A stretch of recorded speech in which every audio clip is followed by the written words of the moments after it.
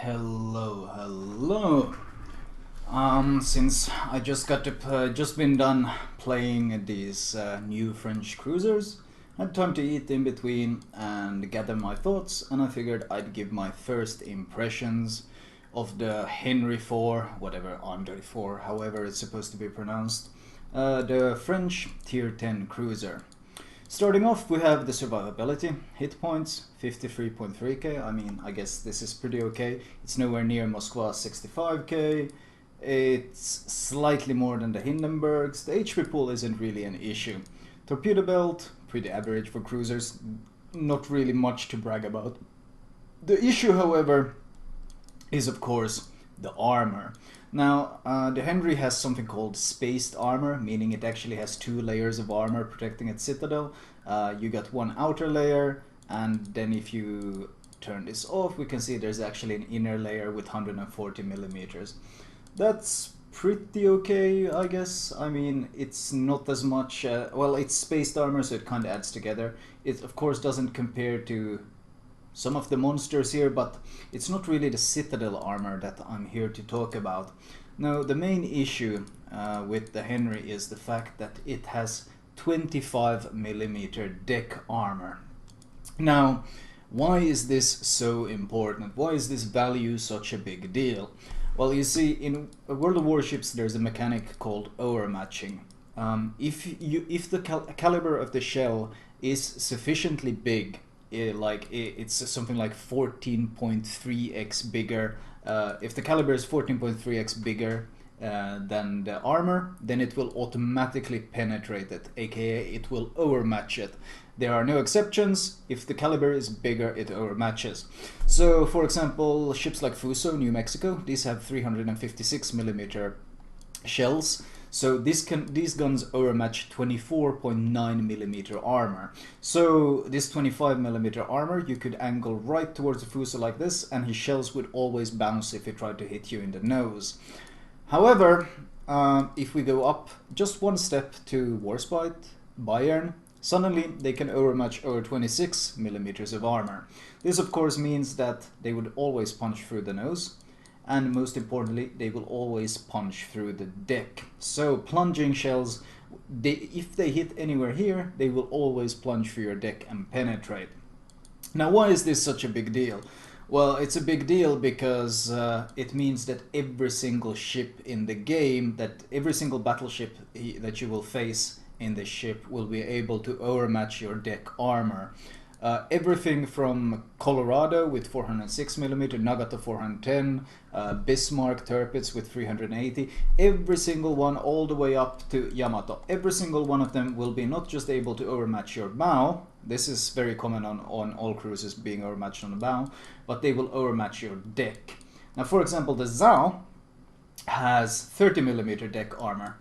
And having 30 millimeter deck armor means that it's immune to being overmatched from everything besides the Yamato. Yamato is the only one who has the caliber big enough to overmatch the deck.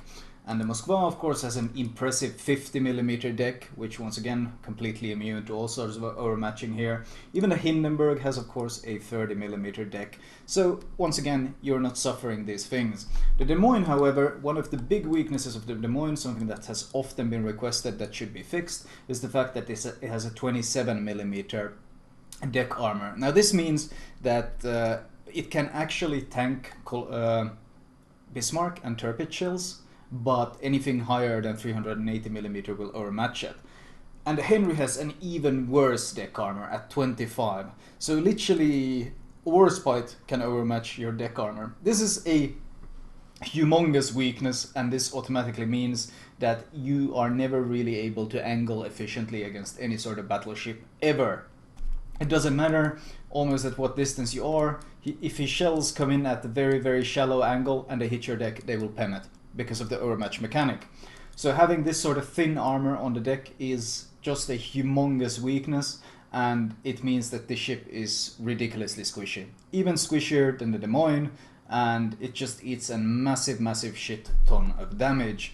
Combined, of course, with the concealment of 12.7, if we compare it to Des Moines' 10.6, you suddenly start to realize that, yeah, not only is this thing spotted from across the map compared to any other cruiser besides the Moskva, it also can't tank anything at all. Here's an example situation. There's a Montana in the smoke. I'm well aware of this. I have angled my ship so that my broadside is tanking it, and he still does 26,000 damage to me. If you go back and look, you'll notice that most of his shells actually landed on my deck. And because of said overmatch mechanic, he did 26,000 damage to me, overmatching my deck armor, completely ignoring my citadel. He didn't need any citadels there. Just normal penetrations was more than enough to completely crush me. And that of course highlights the major issue I just mentioned. Moving on, we have of course the main battery. Now the base fire chance is 22%, which is very good.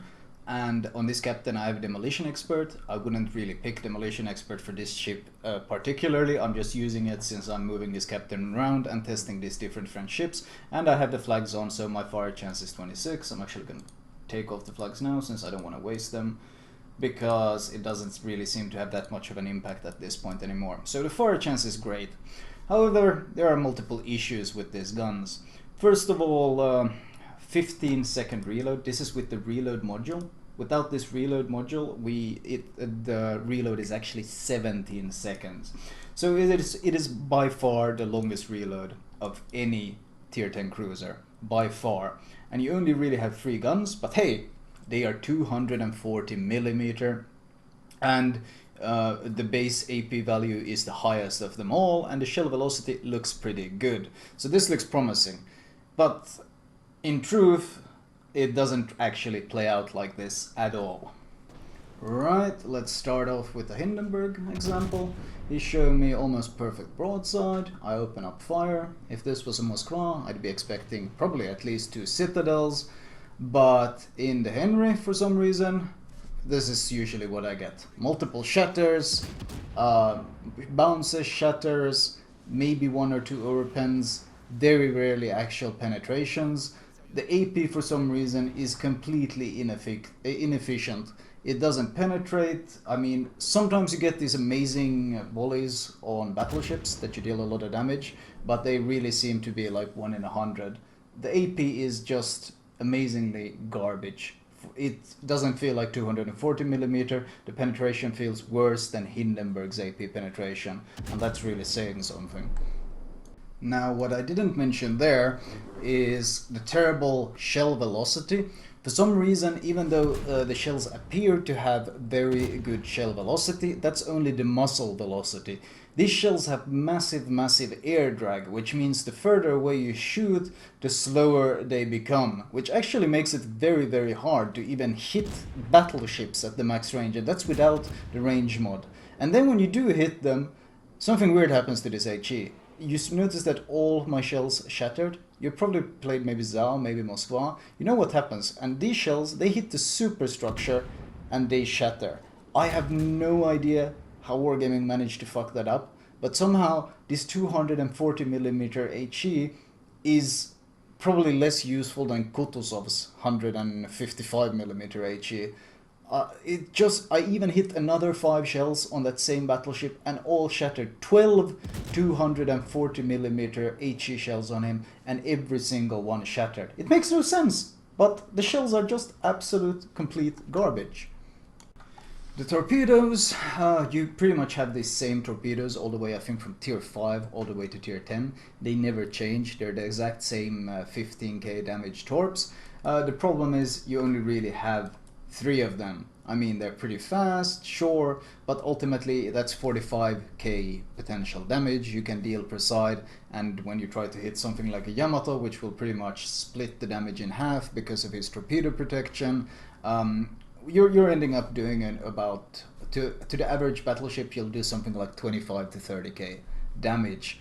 So not really that impressive. I mean, it's a nice help to have, but ultimately, because of the armor issues and the spotting issues and all of this, I really found very little use for these torps, and they're more of an oh shit than more of a gimmick. Unlike, for example, Zao torps that are extremely useful, or Hindenburg torps that you can use to YOLO in because, well, the ship is pretty tanky. these ones really don't have the same kind of punch to them. The Aaa Defense is garbage. I mean, the range is nice, but really it almost has no AA at all.